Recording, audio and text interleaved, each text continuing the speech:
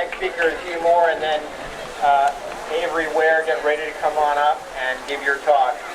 This is Hugh from the Green Party. Come up and have a welcome, Hugh. Yeah. Hi, thank you very much for being here. And yes, it is great to see this many people here.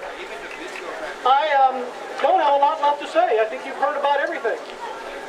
I'm also, good night.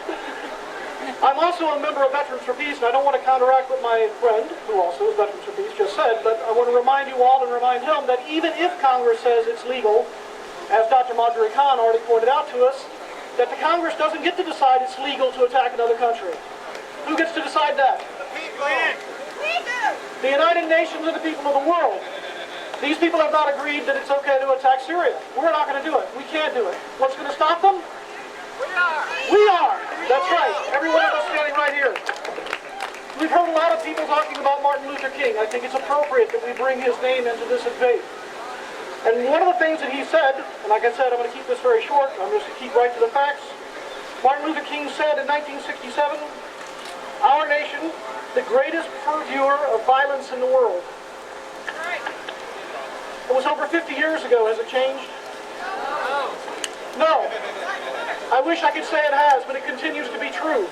Part of that is true because we depend upon violence to support our economy. We've had many speakers talk about making weapons. We need to choose to stop making them. We sell more weapons to the rest of the world than any other country. We are the problem. Which is great because that makes us the solution. We can fix the problem.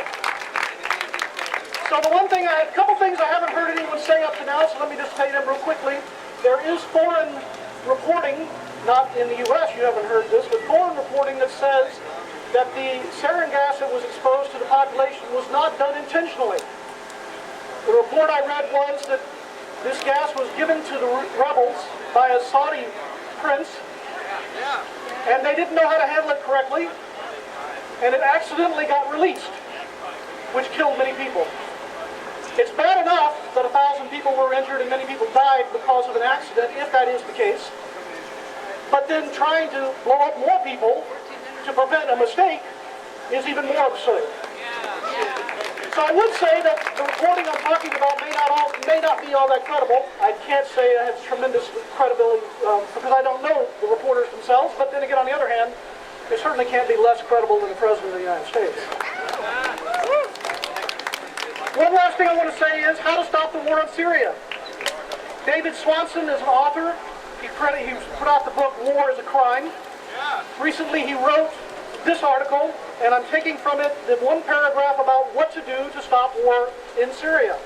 He writes, here's what should be done instead, obviously instead of bombs.